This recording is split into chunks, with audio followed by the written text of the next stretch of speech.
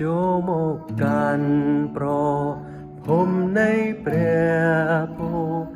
ដោយបនលឺជាពីព្រះគុណក្តីមេត្តាហូរមកដូចទុនលេដោយបទសរសើរសូររំដំសូមបងរៀនខ្ញុំនៅបទចំរៀង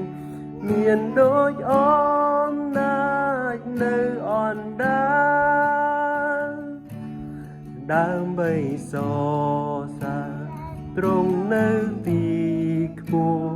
ជាព្រះដែលមិនចេះប្រែប្រួលនោះខ្ញុំនឹងមើលទៅឯទីខ្ពស់ជំនួយខ្ញុំគឺមកពីទ្រង់ខ្ញុំមានសង្ឃឹមខ្ញុំមានសង្ឃឹមក្នុងព្រះដ៏រួមនៅជាមួយទ្រង់ដ៏រាប់ទៅទ្រង់ស្វែងរកខ្ញុំពេលខ្ញុំវង្វេងហើយឃ្លាតចាញ់ពីក្រោលនៃទ្រង់សង្គ្រោះខ្ញុំពីអំពើបាបដោយព្រះលោហាដ៏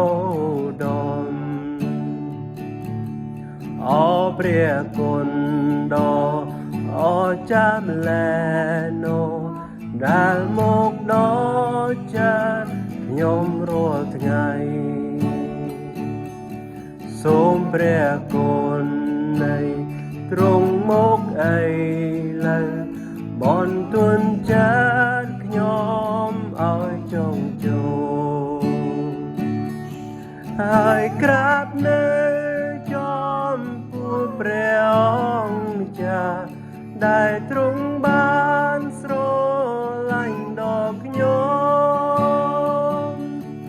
សូមឲ្យចិនខ្ញុំបានចងចាំនៅកំណត់ទុកក្នុងដំណឹងទ្រង់